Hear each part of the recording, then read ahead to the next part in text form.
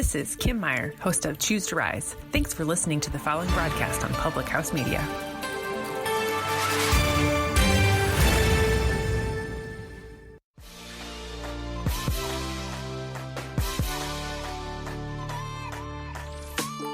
What's up, guys? Welcome to Your Life Matters podcast. I'm your host, Dr. Mariah White, and I am a passionate pediatric nurse practitioner and fired up health and happiness coach here to deliver a message to you. This podcast is meant to provide a hope and a dream that fuels your soul to dream big and to dream bold and to inspire and empower you to live out your wildest freaking dreams and to grab a hold onto the unwavering truth that you were made for more. What's up, guys? Welcome to the Your Life Matters podcast.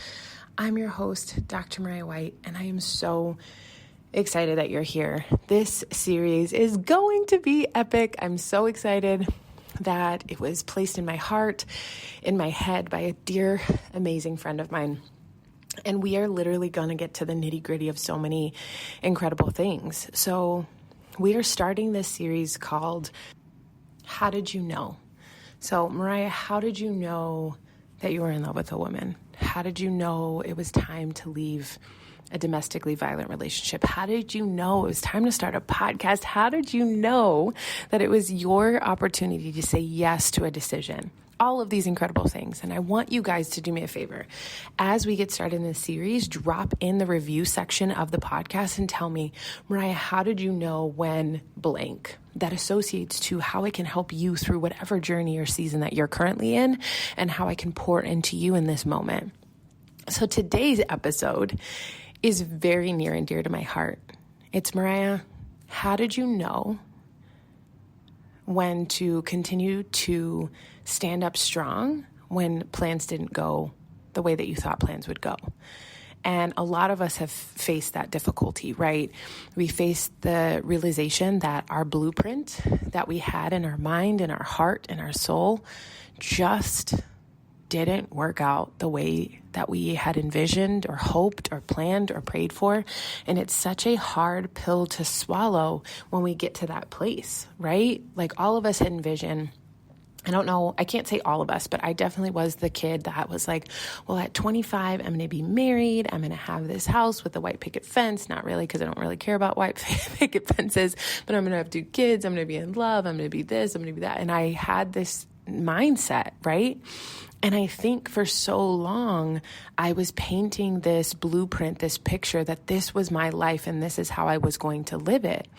And I remember being the age of 20 when I got engaged, and I was 21. I think I was just about to turn 22 when I was married. And in my mind, it was everything that I thought I wanted, only I was brushing to the side the fact that it was a super unhealthy, toxic situation. I was brushing to the side that we were both physically abusive, and it was awful. But I was so fixated on this is my blueprint. And I stayed way longer than I should have in this marriage. For 5 years, I was sitting there beating my head against the wall, like, how can I walk away? How can I do this? Because this was my plan. And I remember even in that relationship trying to get pregnant and thinking that there was something wrong with me or anything like that. And I just remember being like, this is my plan and I have to stick to it, and very headstrong. Situations where, even in college, if I go back, I realized that, I was a collegiate athlete and it went completely off kilter my senior year when I decided not to play my final year so that I could go become a nurse practitioner. These are all things that went very sideways, right? Even down to meeting Bianca's dad. And I remember being like, okay, this is a relationship. I'm going to take it slow. And we did. We were together for a long time. In my book, of just this relationship that had kind of blossomed and bloomed into something different than I had felt. He was my best friend. And I will never forget, I painted this picture the morning. It was like, I was on birth control, so Bianca definitely was not something that was super duper planned. I was on birth control. I had been for years. And I remember waking up and I was like, something's wrong. Like, whatever, I'm just going to pee on the stick. I literally, guys, no joke, got ready. I worked out, got ready, was about to walk out the door. And then I was like, oh crap, I got to go check on this. I looked at it, called my best friend, was freaking out.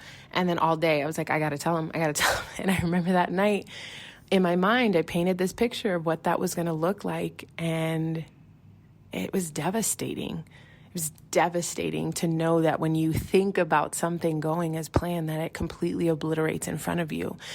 And, 9 months of having her, and even after, and being like, you know what, this is what's going to look like. And now here we are, and Bianca's almost 2, and 2 years later, I'm looking at my life and I see the beauty. Now, in the moment, I was devastated, right? I was divorced. I was alone. I thought I was broken. I found another man that I was in a relationship, and then I got broken, and I was devastated because I never wanted to raise my daughter as a single mom. I never thought that our relationship would have taken the turn that it did. I never pictured that, and I didn't plan for that. It's funny because in that moment, I thought that was the man that I was going to spend my life with, that we were going to raise our daughter together, all of these things. And then all of a sudden now here I am, and I'm like, there's so much beauty in all of that pain. I am now marrying the woman of my dreams. She makes my soul light on fire. I am smiling from ear to ear. I have butterflies in my stomach because I know she's going to listen to this. And I'm so excited. She challenges me in all of the right ways. It was funny because I went to brunch yesterday with some of my friends, and they were like, well, who wears the pants, or who's the authoritative person who puts who in check? And I was like, well, I definitely run the relationship based on my personality and how she's just kind of go with the flow. And I'm definitely an 8. She's a 9, which is a peacemaker. And everything's very scheduled because it's just less resistance dealing with me. But who puts who in check? She definitely puts my butt in check 1 to 2 times, maybe even more every single day, because I am that type of personality. And sometimes I just need the bop upside my head that says, hey, cool it. So it's funny because she's challenged me to be better and grow in so many ways. We have 2 beautiful girls together that are actually biological sisters. And it's such an incredible opportunity because I would have never known that this would have been my life if I wouldn't have been open to the possibility of understanding that the blueprint that I created back when I was 16 years old could change. Guys, that is the whole point of this.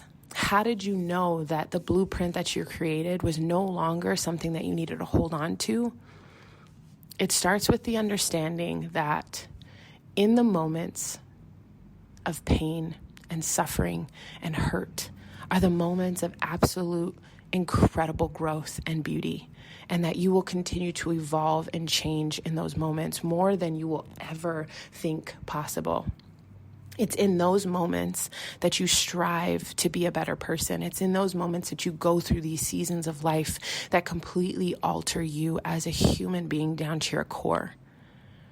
I only knew what true love was, regardless of if a male or female. I only knew what true love was because I had went through and endured so much pain in any past relationship.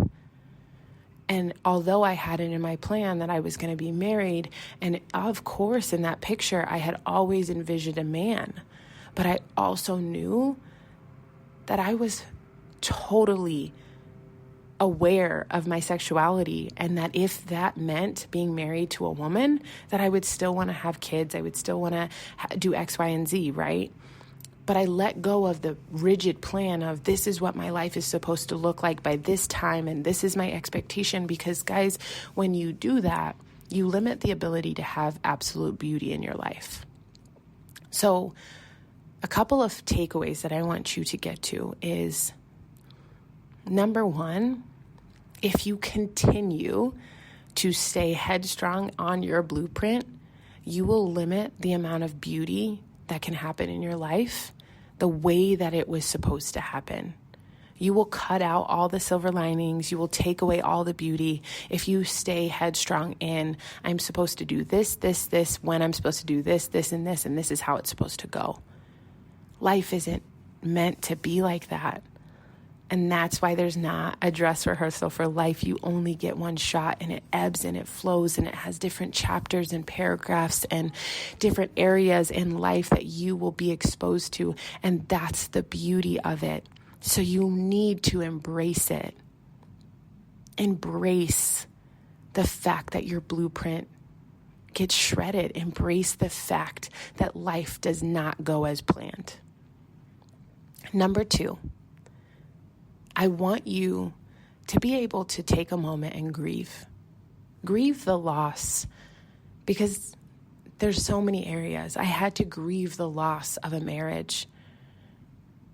Not because it was this awful thing. I've become so evolved over the last 9 years of when this has all happened, 8 years, that I've sat there and been like, this was such a huge moment and pivotal moment in my life of growth.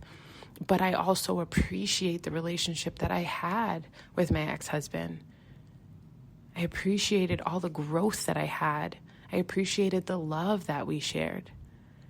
And I had to grieve that. And then I had to grieve the loss of the relationship with Bianca's father. I had to grieve the loss of our friendship. I had to grieve the loss of losing not just someone I loved, but my best friend.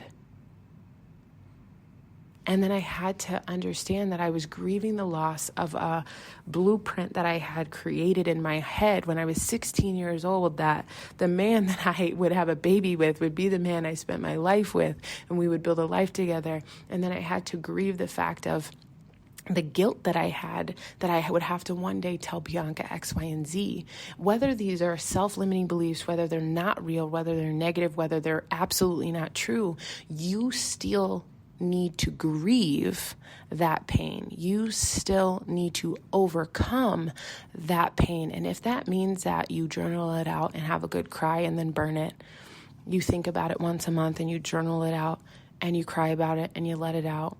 Whether you think about it every single day and then you go on about your day afterwards, you have to absorb and you have to understand what has happened so that you can accept what's going on moving forward. And then number 3, the best way that I can help you understand how to know when to let go of that blueprint, you need to believe in something bigger than you. Not everybody believes in God like I do. Not everybody believes in the universe and affirmations and the power that things come back to you. And sometimes you have to just understand that there's something higher than you. There's a purpose bigger than you. And that your life in the grand scheme of this world has so much impact.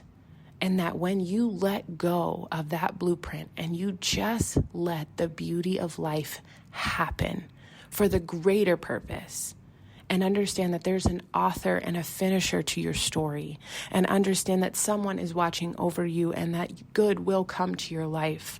If you embrace that, if you acknowledge that, if you own that, it will give you such peace in knowing that there is a greater purpose, that there is something bigger, that you are destined for greatness, that something is coming from this painful moment. Something is happening because you are going through it. Something is going to change because you've gone through X, Y, and Z.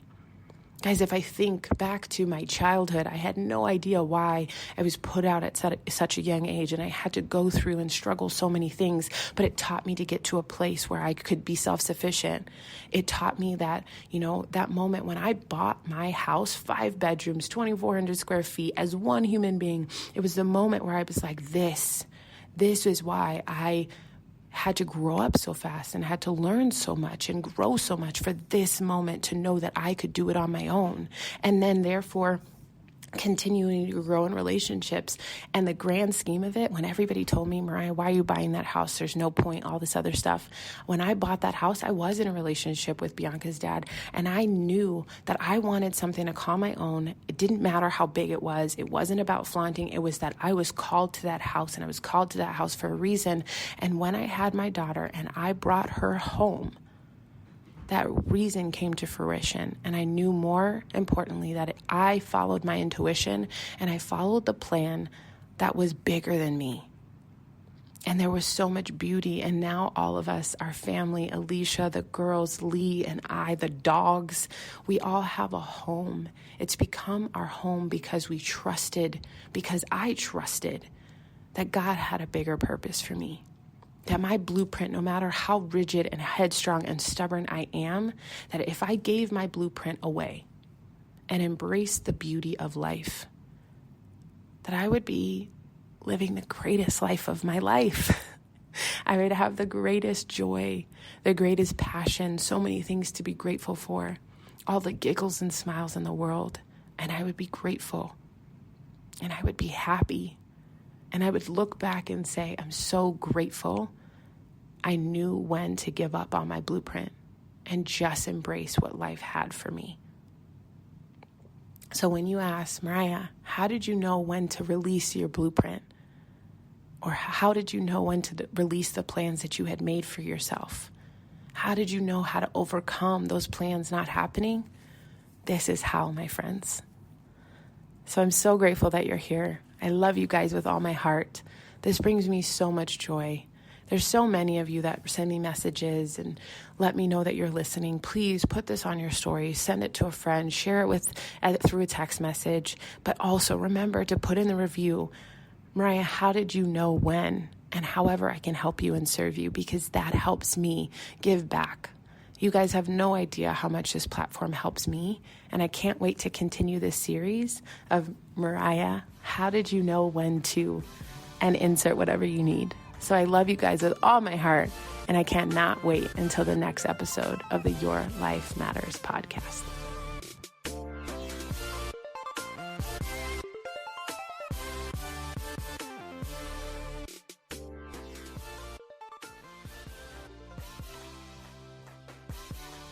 What's up, guys? Thank you for tuning in to yet another episode of the Your Life Matters podcast. I'm so grateful that you're here. I just ask that you share this episode with somebody. I ask you to just share it and give it to somebody who could potentially need to hear this message. I really am on a mission to help hundreds of thousands of people to believe that their mess is their message and that their story really does matter. And that above all, their life matters. I'm so grateful that you're here. I want you to share this episode. And then on top of that, if you could please leave a rating or a review or both. Let me know what speaks to you. Let me know what you need to hear. Let me know what you've connected with, because that's going to be the best way that I can make sure that I'm giving you guys exactly what you need. I love you guys with all my heart. I'm so grateful for you, and I want you to know the difference and the impact you guys make in my life.